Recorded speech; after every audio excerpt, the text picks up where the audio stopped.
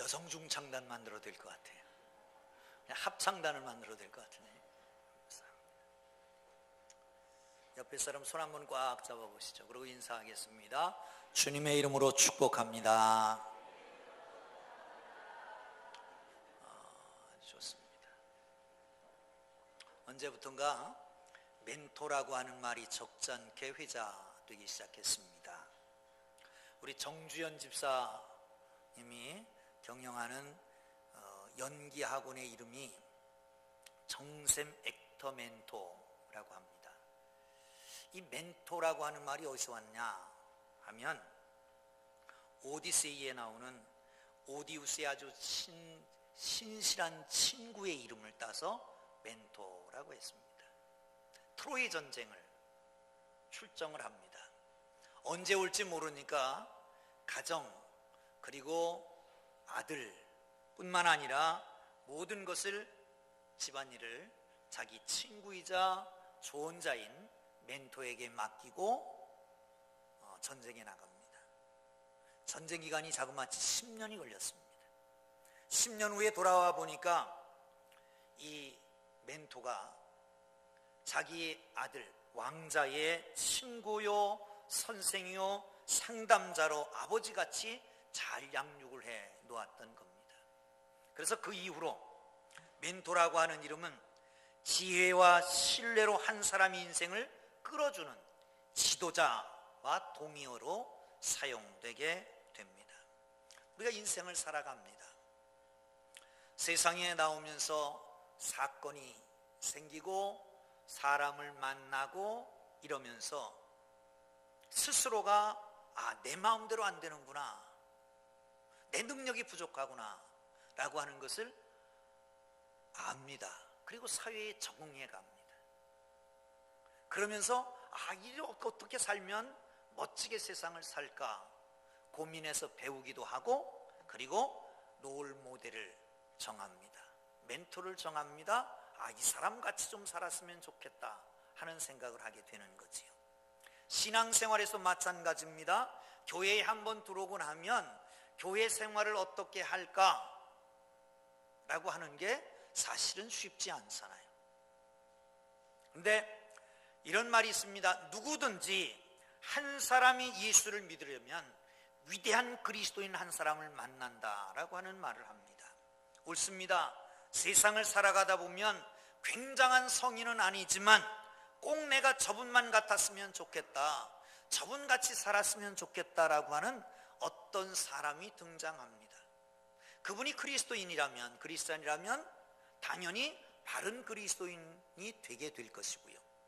만약에 그 사람이 그리스도인인데 가짜다, 위선자다, 내지는 믿음과 생활이 영 다르다라고 하면 한 번만 접해도 그 사람은 영원토록 죽을 때까지 신앙생활 안 하는 사람도 있을 수 있을 것입니다. 그러기에 중요합니다. 멘토가 중요합니다. 어떻게 보면 내가 스스로 멘토라고 하지 않지만 다른 사람이 보면서 저 사람같이 좀 신앙생활하면 좋겠다 라고 생각할 겁니다.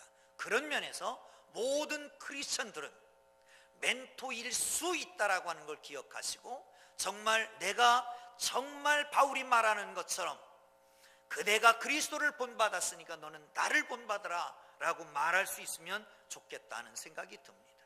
바울은 이렇게 말합니다. 나와 아볼로가 너의 본이 되었다. 그리고 오늘 본문 속에서는 이렇게 얘기하잖아요. 자신을 가리켜서 나를 본받으라고. 이 말은 그렇지 않아도 바울파, 아볼로파, 게바파 이런데 나를 따르는 바울파 모두를 총집결해서 규합해서 자기 편을 만들려고 하는 게 아닙니다. 이 말은 그리스도를 본받아서 정말 하나님 앞에 온전히 서기를 바란다. 나도 따라가지만 나와 함께 그리스도를 배우기를 원한다라고 하는 뜻일 것입니다.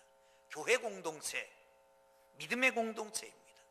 믿음의 공동체는 아름다운 믿음으로 서로를 세우고 이끌어주는 공동체여집니다.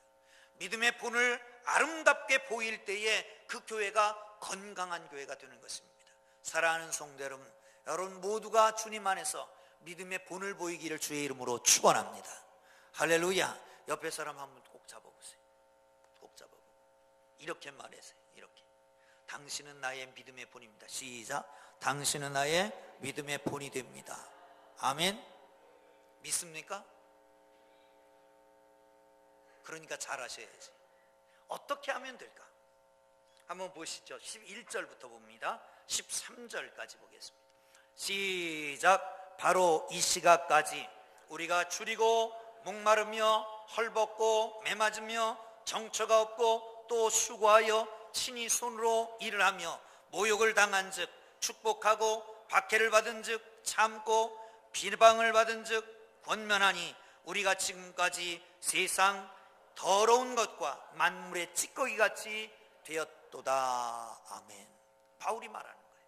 우리가 헐벗고 줄이고 목마르고 매맞고 정처 없이 떠다니고 수고하고 모욕을 당하고 비방을 받고 거기다가 박해를 받고 그런데도 부끄러워하지 않았대요.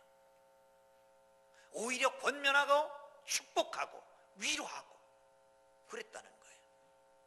사랑하는 성도 여러분, 언제부턴가 기독교에 흘러들어온 축복신학이래요. 축복신학. 예수 믿으면 복 받는다, 잘 된다, 형통한다 라고 하는 거예요. 물론 예수 믿으면 잘 되고 형통합니다. 금년 한 해 여러분 모두의 가정이 형통하기를 주의 이름으로 축원합니다. 막혔던 모든 것이 풀려지기를 바랍니다. 끊어지기를 바랍니다. 막혔던 모든 것이 열려지기를 주의 이름으로 축원합니다. 할렐루야. 그런데 중요한 거는 예수 믿으면 축복 받아야 되는데 축복이 아니고 고난이 있고 역경이 있고 아픔이 있다. 그러면 그게 부끄러운 걸로 생각하는 거예요. 내가 혹시 신앙생활을 잘못해서 이렇게 된 게 아닌가? 내가 뭘 잘못했나? 내가 직분을 갖고 있으면서 교회 장로라고 하면서 권사라고 하면서 이렇게 고난당하는 것 창피하다. 사랑하는 성도 여러분, 맞습니까? 틀립니까? 사랑하는 성도 여러분, 고난에는 하나님의 뜻이 있는 걸 믿으시기를 축원합니다. 아멘. 고난을 부끄러워하지 말고 거기에 포기하지 말고 좌절하지 말기를 주님 이름으로 축원합니다. 가난했을 때는 오히려 교회가 세상에 빛이 됐습니다. 견인차 역할을 했습니다. 근데 교회가 커지고 부자가 되면서 오히려 지탄의 대상이 됩니다. 왜 그렇습니까? 스스로 족쇄가 돼서 그래요. 예수 믿으면 복 받는다. 그러고 복 받지 못하고 고난 역경이 있으니까 반대로 나는 예수 잘못 믿는 건다. 사람들이 나를 손가락질하지 않겠나. 이러기 때문에 그런 거란 말이죠. 여러분, 그렇습니다. 우리 모두가 고난을 부끄러워하지 말고 포기하지도 말고 하나님 앞에 나아가기를 주의 이름으로 축원합니다. 당시에 예수 믿는 사람들, 당시에 복음 전하는 사람들은 마치 죽음을 코앞에 달고 사는 것 같았습니다. 바울은 죽을 뻔한 고비를 엄청 많이 넘깁니다. 여러분, 아프다, 고난이 있다, 박해가 있다, 역경이 있다, 그거 부끄러워할 게 아니다. 하나님은 어떻든 이 고통 속에 하나님의 뜻을 이루어가는 걸 믿으시기를 축원합니다. 세익스피어는 이런 얘기를 했습니다. 세상에 세 가지의 위인이 있다. 첫째 위인은 타면서부터 위인으로 태어나는 사람이 있다는 거예요. 천혜적인 위인형의 사람이 있다는 거죠. 두 번째는 노력형 위인이 있다는 겁니다. 열심히 공부하고 훈련 쌓고 많은 수고 끝에 위대한 사람의 인격으로 태어나는 사람이에요.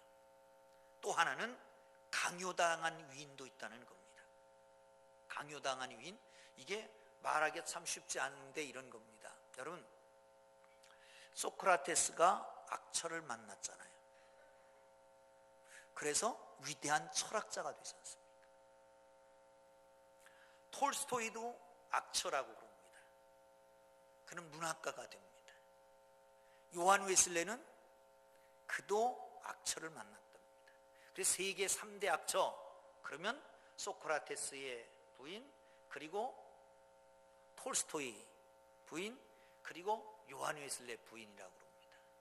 이 악처를 만나니까 집안에 재미가 없으니까. 그래서 생각을 골똘히 하다가 뭐가 돼요? 철학자가 되고 문학가가 되고 그리고 설교자가 되고 목사가 되는 거예요. 훌륭한 목사가. 저는 우리 철을 만나서 요만큼 목회를 합니다.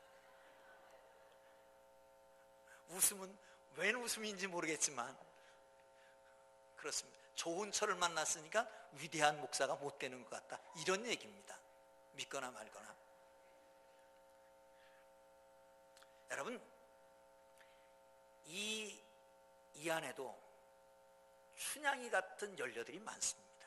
제가 보기에는 풍동교회 모든 여성분들, 권사님, 집사님 할 것 없이 모두가 춘향이보다 훨씬 더 연료들이다 하는 생각이 듭니다. 아멘은 안 하시네. 그냥 악처가 되기를 원하십니까? 그런데 성춘향이가 성춘향 된 것은 왜 그럴까요? 옥에 들어가서 그래요. 옥에 들어가서 거기서 변사또한테 가지 않고 수절을 지켰으니까, 그러니까 그러는 거지. 옥에 안 들어갔으면 이름도 없었을 것입니다. 사랑하는 성도 여러분, 강제로 위인이 되는 경우도 있단 말이죠. 다시 말하면 고난이라고 하는 풀무에 집어넣어서, 역경이라고 하는 고통 속에 집어넣어서 그 사람을 위인을 만드는 거예요. 성경은 그렇게 말합니다. 고난당할 때에, 시험받을 때에 오히려 기쁘게 여겨라. 너희라고 온전하여 구비하여 조금도 부족함이 없게 하려 함이라. 할렐루야. 사랑하는 성도 여러분, 고난과 역경을 두려워하지 말고 부끄러워하지도 말기를 주님의 이름으로 축원합니다. 외적으로 보면 그것은 아픔이고 고난이고 사람들이 볼 때는 믿음 생활 잘못했다고 말할 수 있지만 절대로 부끄러워하지 말기를 주님 이름으로 축원합니다. 당당하게 그 가운데서 하나님의 뜻을 발견하고 온전하여지는 축복된 삶이 되기를 주님 이름으로 축원합니다. 세상 생리는 그렇습니다. 고난에 굴복하는 사람은 시선도 안 주는 겁니다. 고난을, 역경을 이기고 난 사람들은 칭찬할 것입니다. 영웅이라고 말할 것입니다. 하나님 앞에서는 바로 온전한 믿음으로 성장하게 되는 걸 믿으시기를 축원합니다. 할렐루야, 할렐루야. 여러분, 고난 속에 흔들리지 않는 믿음의 본을 보이기를 주님 이름으로 축원합니다. 20절 봅니다. 시작. 하나님의 나라는 말에 있지 아니하고, 이게 맞는 것 같아요. 목사가 핏대를 내고 크게 소리를 하면 성도들은 잠잔대. 그래서 제가 조그맣게 해야 될 것이에요. 다시 읽겠습니다. 시작. 하나님의 나라는, 아멘, 할렐루야. 하나님의 나라는 말에 있지 않냐고 능력이 있다. 말이 아니다, 능력을 보여줘야 된다. 이거 아마 한국에 있는 목사들이 제일 좋아하는 말씀입니다. 하나님의 나라는 이론이나 지식이나 말 잘하는 게 아니라 능력이 중요하다. 지식이 없어도 무조건 능력 받으면 된다. 아멘. 그러니까 문제가 되는 거예요, 교회가. 그래서 아무것도 안 하고 기도원 날마다 그 짓만 하니까 교회 질이 떨어지는 거지. 사랑하는 성도 여러분, 이건 사실은 배경을 알아야 됩니다. 이 고린도 교회에 편지 쓰면서 왜 이 말을 썼을까? 고린도 교회는 1장 5절부터 7절까지에 보면 은사가 많습니다. 방언의 은사, 지식의 은사, 구변의 은사, 말에 대한 은사예요. 말을 잘하는 거예요. 이런 은사가 있으면서 불구하고 영적이라고 하는 측면에서는 아주 능력이 없는 거예요. 그러니까 편지를 쓰면서 고린도서 3장에서는 내가 너희를 그리스도 안에서 어린 자, 육신에 속한 자로 대한다. 그리스도 안에서는 은사가 많지만, 방언도 하지만, 예언도 말하지만, 지식도 있지만, 그런데 어린아이 같다, 육에 속한 자 같다, 이렇게 말하잖아요. 사랑하는 성도 여러분, 이렇게 말하면 내일 새벽부터 방언 기도할 사람이 없어질 것 같아요. 근데 여러분, 방언의 은사는 축복입니다. 할렐루야. 능력입니다. 아멘. 아멘. 방언을 하셔야 됩니다. 은사를 활용해야 됩니다. 할렐루야. 여러분, 성령이 충만하면, 성령이 불타는 교회가 되면 방언의 은사가 많이 나타날 줄 믿으시기를 축원합니다. 할렐루야. 은사가 나타나는 거예요. 성령이 충만하면 두 가지 역사가 나타나는데, 하나는 은사입니다. 은사. 무슨 은사가 나타나요? 말씀의 지식의 은사, 지혜의 은사, 그런가 하면 믿음의 은사, 능력 행함의 은사, 뭐 방언을 말하고 예언을 하고 통변하고 병을 고치고 많은 은사가 나타납니다. 섬기고 권면하고 하는 것도 다 은사입니다. 같이 기치는 것도 은사입니다. 여러분, 은사가 많이 있어서 기쁨으로, 감사함으로, 자원함으로, 그리고 효과적으로 사역하기를 주의 이름으로 축원합니다. 금년에는 은사를 많이 받기를 주님 이름으로 축원합니다. 그러나 또 하나가 있습니다. 그것은 열매입니다. 성령의 열매는 사랑과 희락과 화평과 오래 참음과 자비와 양선과 충성과 온유와 절제니, 이 같은 것을 누구도 꺾을 수 있는 자가 없는 거예요. 여러분, 여기 말하는 열매는 뭡니까? 인격입니다. 삶입니다. 하나님의 나라는 말만 잘해서 되는 게 아니라 하나님의 나라는 행함이 있어야 된다는 겁니다. 능력으로 살아야 된다는 겁니다. 인격적으로 그리스도의 형상을 닮고 하나님의 모습을 회복하는 하나님의 사람들 되기를 주의 이름으로 축원합니다. 할렐루야. 할렐루야. 그게 그리스도인입니다. 여러분, 하나님의 교회는 믿음으로 행해야 됩니다. 근데 언제부턴가 믿음은 사라지고 하나님의 음성은 사라지고 사람의 말만 많아집니다.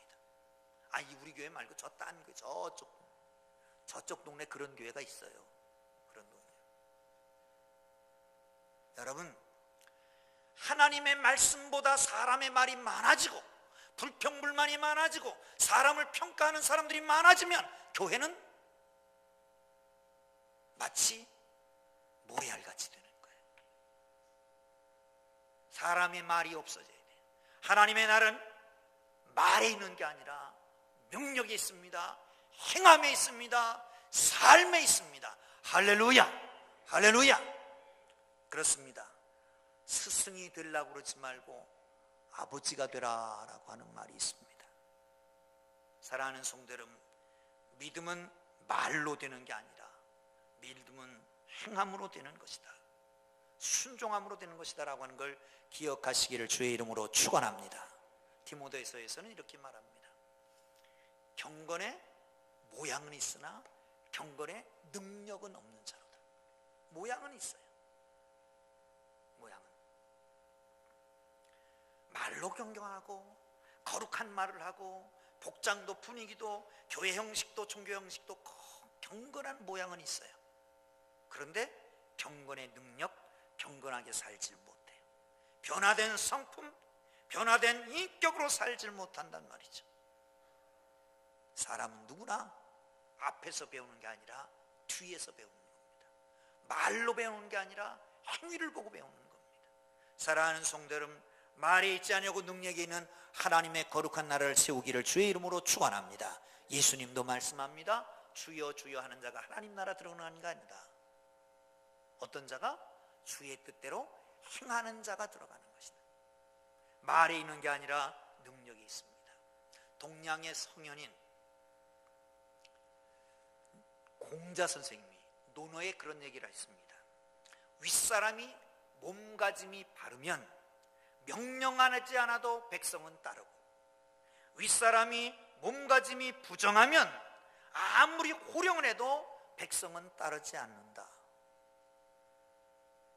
윗사람이 몸가짐이 바르면 아무 말 안 해도 따라온대요. 근데 윗사람이 몸가짐이 바르지 아니하면 호령을 쳐도 따라오지 않는다는 거예요. 문제는 저예요. 이번 특별 새벽기도회가 역사상 가장 적었어요. 물론 추위도 있었다고 말하지만 내가 소리 질러서 되는 게 아니더라고. 본을 덜 보이는 것 같아. 얼만큼 본을 보이면 될까?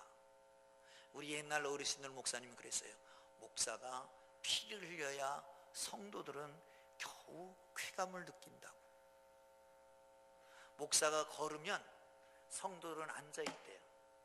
목사가 뛰면 걷는데, 목사가 죽어야 신자들이 뛰기 시작한대. 어떻게 해야 될지 알지는 못하겠어요. 사랑하는 성도 여러분, 법을 만들고 호령을 쳐서 되는 게 아니라 정말 행함이 있는 그리스도인들 되기를 주의 이름으로 축원합니다. 행함으로 본을 보이는 거예요. 말로 본을 보이는 게 아니라. 아멘. 아멘. 기독교 리더십의 대가라고 하는 탐마샬이라고 하는 분이 있습니다. 뉴질랜드의 윌링턴이라고 하는 곳에다가 젊은이들 선교를 위해서 커피숍을 열었습니다. 그리고 거기에 많은 젊은이들이 왔습니다. 이 히터는 좀 꺼도 괜찮을 것 같은데, 방송실 히터 좀 꺼주실래요? 그런데 거기 단골로 오는 10대 청소년 하나 있었습니다. 이 사람은 사람의 마음을 뒤집어 놓는데 아주 일가견 있는 사람, 한 번도 실수하지 않습니다. 그 사람만 만나면, 걔만 만나면 사람들이 막 다 뒤집어지는 거예요. 뭐가? 변화돼서 뒤집어지는 게 아니라 속이 다 뒤집어지는 거예요. 막 울렁울렁해, 속상하는 거예요. 근데 그날도 그 밤에 아주 엄청난 사건을 저질렀습니다. 그리고 태연하게 앉아 있습니다. 탐마샬이 아이고 이거를 그냥 처음부터 다 뒤집어 놓고 폭로하고 다 말아? 아니 또 한 번 참아? 이러고 막 고민을 하고 생각하고 있는데 성령이 지시를 하셨습니다. 그래서 이렇게 얘기했답니다. 얘야, 너 이런 일을 또 했구나. 내가 보기에는 너는 본래 이런 일을 할 사람이 아닌 것 같은데. 그런데 그 말을 듣고 움찔하더라는 거예요. 아, 성령이 저 마음을 만지셨구나. 그리고 눈물이 조르르 흘러내리더니 자기가 갖고 있는 두려움, 공포, 불안함, 가정의 폭력, 고민 다 털어놓기 시작하더라는 거예요. 그리고 난 다음엔 다시는 사람들의 마음을 상하지 않겠다는 거죠. 사랑하는 성도 여러분, 말에 있지 아니하고 행위에 있습니다. 말로 변화되라 변화되라 변화되라 고쳐져라 하지 말고, 남편 변화시킬 수가 없어요. 자식도 변화시킬 수 없습니다. 내가 변화되면 당연히 주위가 변화되는 것 믿으시기를 축원합니다. 할렐루야. 마지막으로 21절 봅니다. 시작. 너희가 다시 시작. 너희가 무엇을 원하느냐? 내가 매를 가지고 너에게 나아가랴. 사랑과 온유한 마음으로 나아가랴. 15절. 그리스도 안에서 1만 스승이 있을 때 아버지는 많지 아니하니 그리스도 예수 안에서 내가 복음으로 너희를 낳았습니다. 아멘. 할렐루야. 말 나왔으니까 한마디만 더 하고 합시다. 아니 우리 교회는 돈이 많아 왜 이렇게 더웁게 이 추운데 더웁게 더워 땀이 나게 만들어놔? 그러는 사람 있을 줄 압니다. 근데 우리 교회가 참 설계할 때 잘 만들어졌어요. 본당만 위에 온풍기가 내려오고 2층, 1층 지하는 온풍기가 없습니다. 대신 이 보일러가 되어 있습니다. 근데 이 보일러는 금방 틀어가고 더워지는 게 아니잖아요. 최소한 4시간을 데펴야 됩니다. 그러니까 어제 저녁 12시에 트는 거예요. 그리고 오늘 아침에 우리 김 목사님 피곤하잖아요.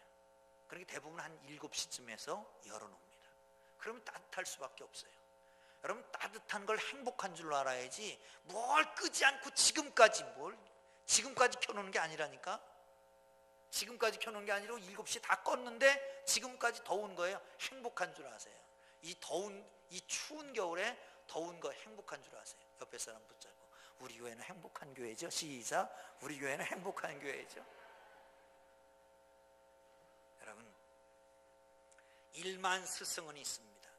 그런데 아버지는 하나밖에 없습니다. 바울은 고린도 교회를 복음으로 낳았다. 그래서 아버지같이 말한다는 거예요. 아버지같이. 아버지는 매를 들고 갈 수도 있습니다. 그런데 고린도 교회의 행태를 보면 매를 들고 와서 호통을 쳐야 맞습니다. 그런데 매를 들고 가지 않고 아버지의 마음을 가지고 사랑과 온유한 마음으로 갔다는 거예요. 위로하고 따뜻하게 그들을 대하게 됐다는 거지요. 사랑하는 성도 여러분, 오늘날 우리에게 잃어버린 것을 회복해야 됩니다. 물질 만능에 빠지고 권력 만능에 빠져가지고 세속화되어 버린 교회 속에는 부끄러움만 남을 뿐입니다. 여러분, 나를 믿는 자, 나를 본받는 자가 되라 라고 하는 것처럼 그리스도를 본받고 살아가되 정말 내 가지고 있는 지식이 거기에 머무르지 말고 넘쳐나는 거예요. 그러니까 나를 본받으라고 그러지. 그러니까 나를 본받으라고 할 수 있는 거예요. 한 얘기만 하고 마치려고 합니다. 언젠가 초등학교 교장 선생님 퇴임식 하는데 참석한 적이 있습니다. 그분이 마지막 고별 인사를 하면서 이런 얘기를 했습니다. 내가 이 교단에 40년을 보냈습니다. 딴에는 가르친다고 애써 보았지만 남은 것은 부끄러움 뿐입니다. 언젠가는 아이들한테 반드시 너희는 나를 따르라, 나를 본받으라 라고 말하고 싶었지만 그런 말 변변히 한마디도 하지 못한 채 이제는 나를 본받으라 라고 하기가 부끄럽습니다. 그런 채로 정든 교단을 떠나갑니다 라고 하는 말을 했습니다. 울컥하는 생각이 들었습니다. 여러분, 언제쯤이나 나를 본받으라 라고 말할 수 있을까요? 연초입니다. 금년 한 해는 나를 본받는 사람이 있다, 나를 보고 믿음을 배우려고 하는 사람이 있다, 아니 연말이 되면 그래도 내가 그리스도를 본받았으니까 너희는 나를 본받으라 라고 말할 수 있지 않겠습니까? 아니 바울처럼 고난 속에서 고난을 부끄러워하지 아니하고 고난 속에 하나님의 뜻이 있는 것, 하나님의 섭리가 있는 것을 알고 거기에서도 부끄러워하지 아니하고 오히려 축복하고 참고 위로하는 삶을 살고 말로만 하는 게 아니라 몸으로 행위로 신앙생활하고 무섭게 굴지 말고 매를 들지 말고 호통치지 말고 사랑과 온유함으로 다가가는 하나님의 사람들 되어서 그 부분에서만이라도 나를 닮으라고 할 수 있는 하나님의 사람들 되기를 주의 이름으로 축원합니다. 할렐루야, 할렐루야. 기도하겠습니다. 주님,